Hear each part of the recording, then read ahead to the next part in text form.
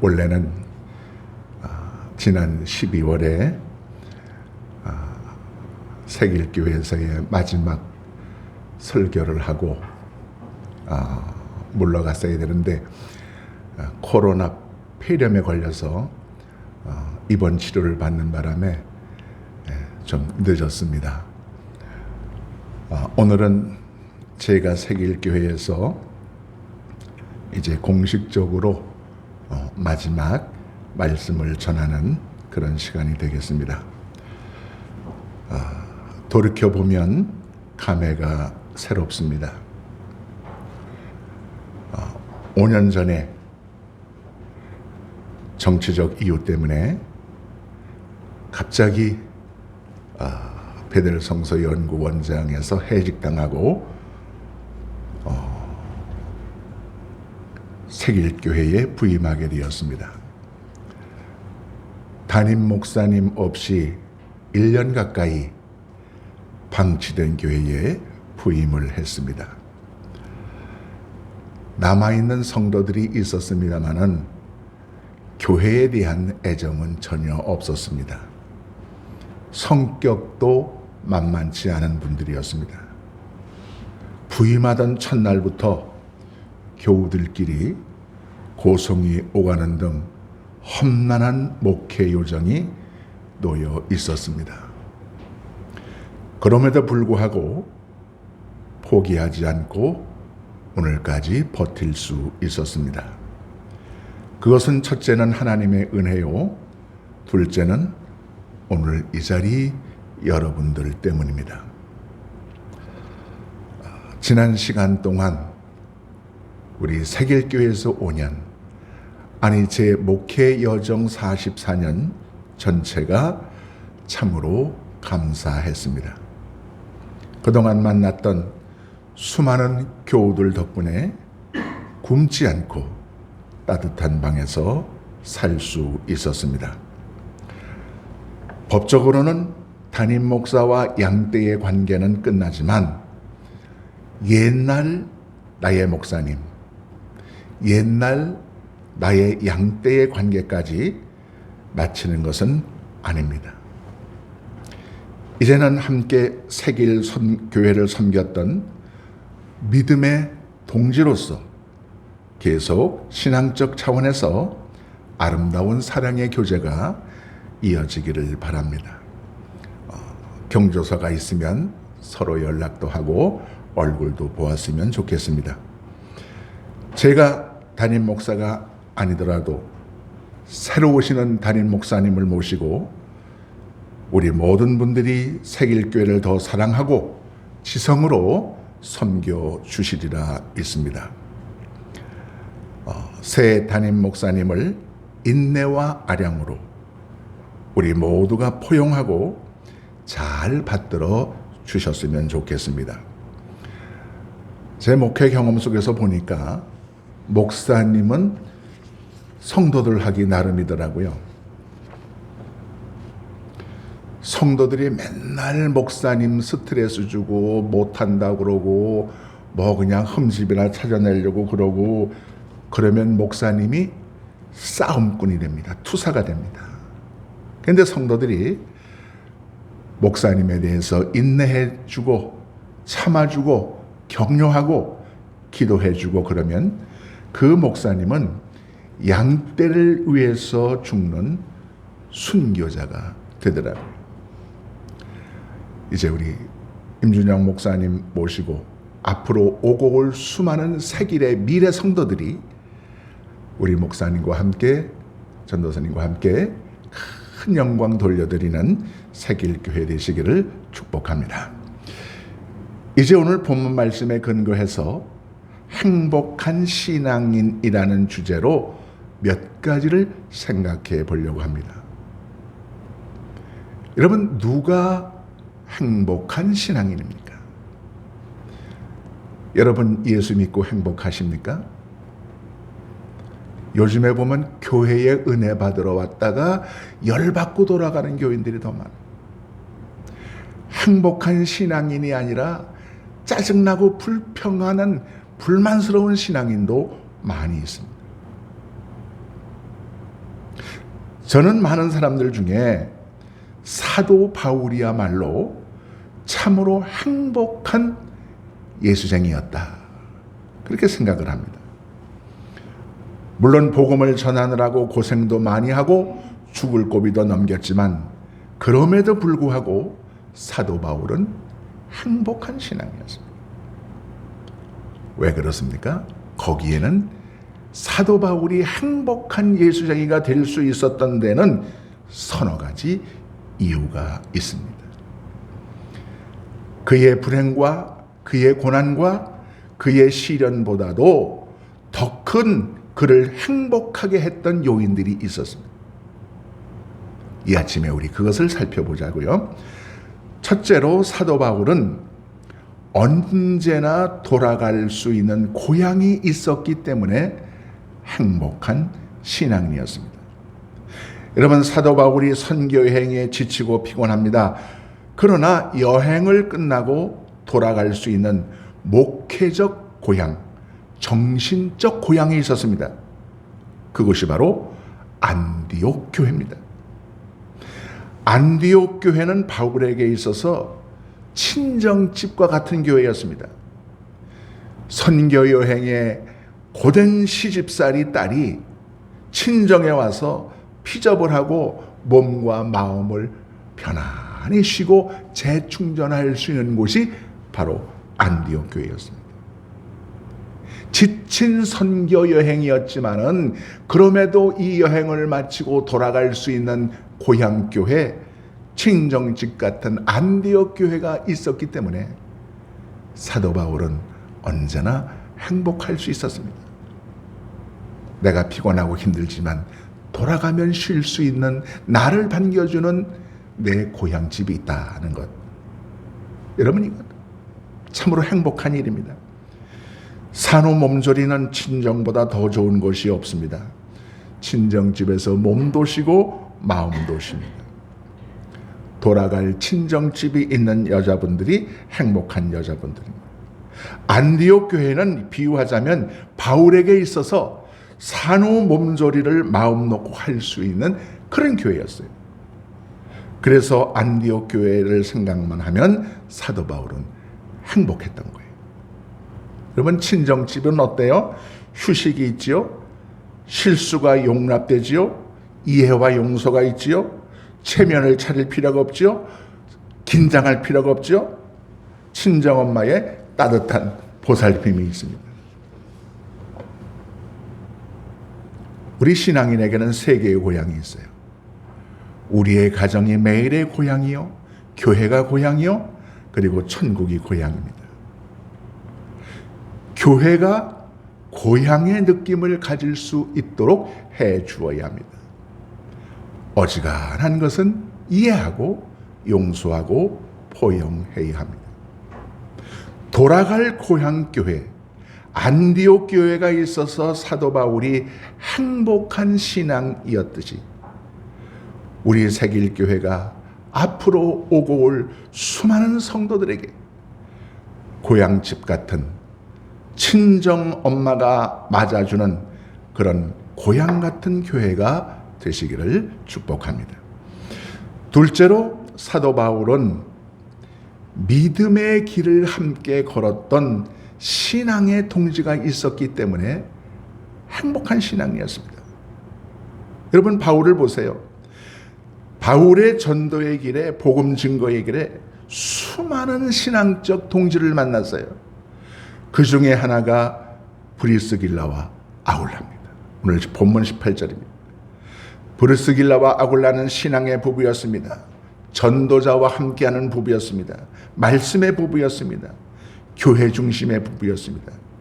복음 증거의 길이 힘들고 험해도 이런 동지들과 함께 했기 때문에 사도 바울은 행복한 예수쟁이였습니다.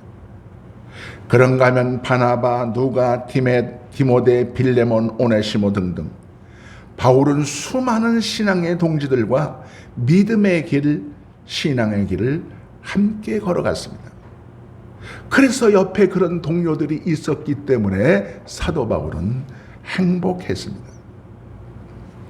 어떤 분들이 가끔 저에게 그렇게 말씀하세요. 목사님 평생 목회하셨는데 심리적으로 심적으로 혹시 스트레스 받거나 피곤하지 않으셨습니까? 힘들지 않으셨습니까?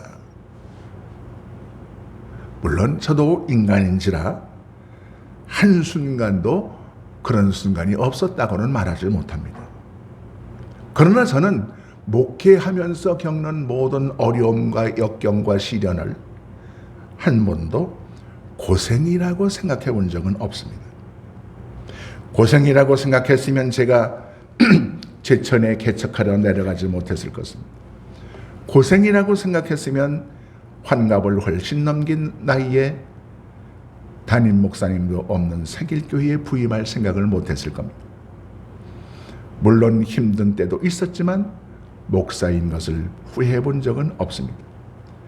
이유는 첫째로 하나님께서 도우셨기 때문이고, 둘째는 가는 곳마다 브루스길라와 아굴라 같은 믿음의 동지들이 있었기 때문에, 그래서 그분들을 손을 잡고 힘든 산을 넘고 깊은 내를 넘어서 한 걸음 한 걸음 신앙의 길을 걷다 보니 어느덧 44년 70세 은퇴가 되었습니다. 언제나 목사 편에 서주신 재직들이 있었습니다.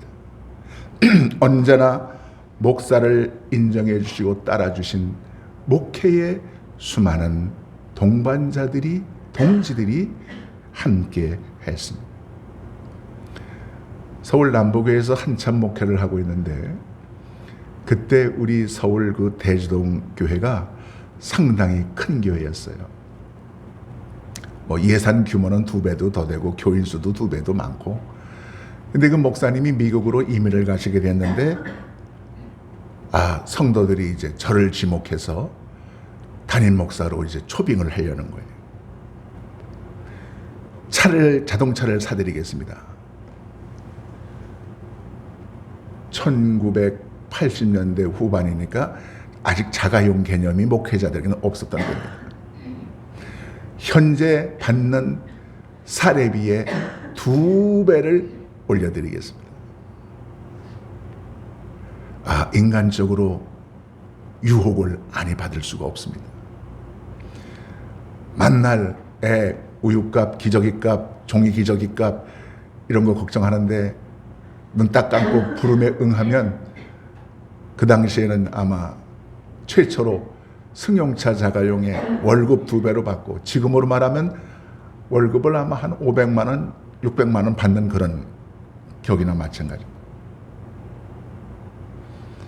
어떤 분은 또 이상하게 막 꼬부랑 글씨를 써가지고 와서 이게 영서라는 거예요. 기도 중에 내가 받은 영서인데 이 영서를 해석하니까 이홍렬 목사님은 대지동교회에 반드시 오셔야 된다는 하나님의 응답이라는 거예요.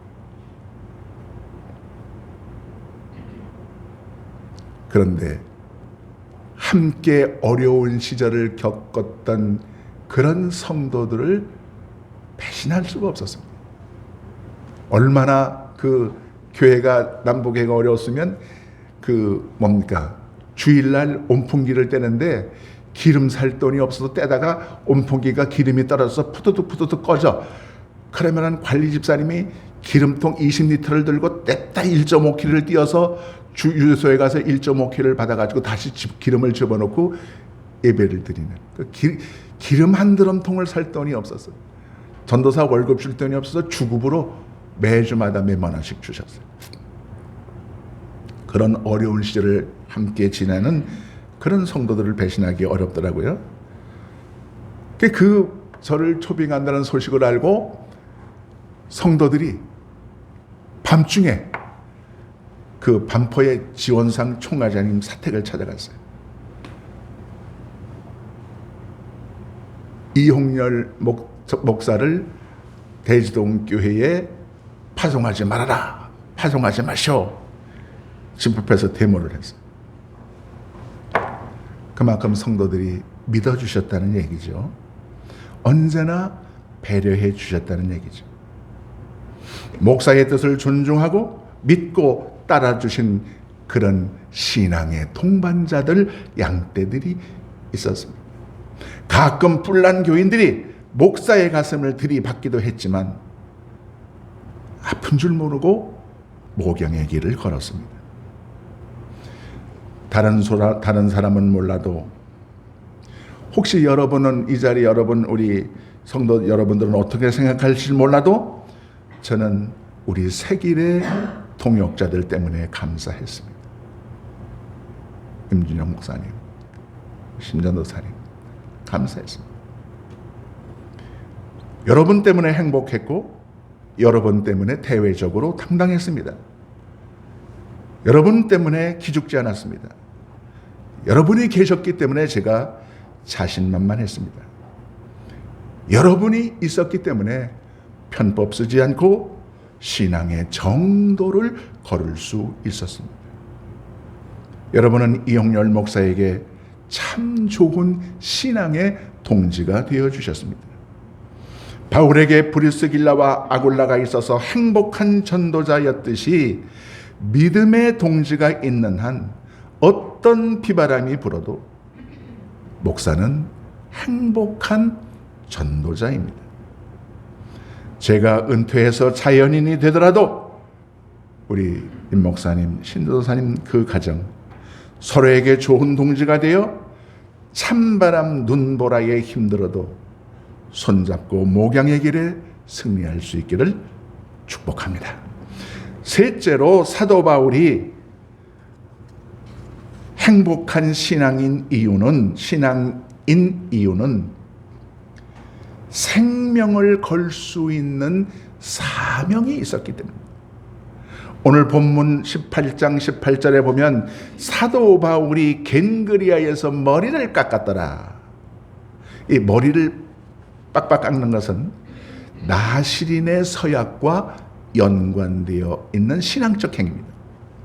유대인이 머리를 빡빡 깎는 경우는 두 가지가 있는데, 첫째는 하나님의 구원의 은총에 대해서 감사할 때, 둘째는 어떤 서약을 하나님 앞에 약속을 공적으로 드릴 때 머리를 깎습니다. 오늘 본문 보니까 사도 바울이 일찍 서원이 있으므로 겐그리아에서 머리를 깎았더라 그랬습니다. 여러분, 그 서원은 무엇인가 하면 다시 3차 세계 전도 여행에 대한 결심입니다.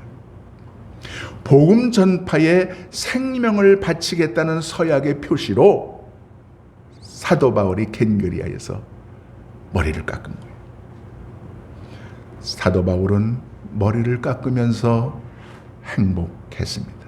왜? 내가 생명 바쳐 일할 사명이 아직도 있다는 사실 자체가 행복했던 거예요. 고난의 길, 시련의 길, 매맞는 길, 감옥에 갇히는 길, 배고픈 길, 욕먹는 길이지만은 예수 부활의 복음을 증거하는 그 사명의 길이 내게 남아있다는 것 자체가 사도 바울은 행복했던 겁니다. 할 일이 있는 사람은 행복합니다. 사명이 있는 사람은 행복합니다. 생명을 걸 만한 일이 있는 사람은 행복합니다. 우리 모두가 생명을 걸 만한 가치 있는 일, 그런 사명의 사람들입니다. 그 일이 무엇입니까? 바로 복음 증거입니다. 제가 못다 이룬 교회 성장의 꿈, 새 목사님과 함께 우리 새길교회에 오고 오는 많은 성도들이 꼭 이루어 주시리라 믿습니다. 예수님 제자들에게 말씀하셨습니다. 땅끝까지 이르러 내 증인이 되리라. 제가 드릴 말씀도 그것입니다. 복음 증거의 일, 그 사명의 모든 것을 우리가 바칠 수 있기를 바랍니다. 전도의 사명을 가지고 실천하는 사람은 행복한 신앙인입니다. 여러분, 저는 오늘로써 공식적인 새길교회 주일 대예배 설교를 마감합니다. 지난 5년간 정말로 감사했습니다. 부족한 설교를 들어주신 것도 감사했습니다. 바라기는 여러분 하시는 일들이 모두 잘 되시기를 축복합니다. 모두 건강하시기를 기도합니다.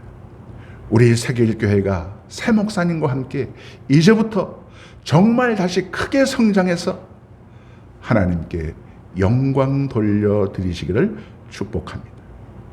혹 우리가 바빠서 자주 보지 못하더라도 한 분의 낙오 없이 목양의 길, 신앙의 길, 이 길을 끝까지 달려서 천국에서 하늘의 상급 받게 되시기를 축복합니다. 우리 주님의 크신 은총이 여러분과 여러분의 가정, 하시는 일, 그리고 자녀들, 우리 세길교회 미래 위에 영원토록 함께 하시기를 축복합니다. 기도하겠습니다.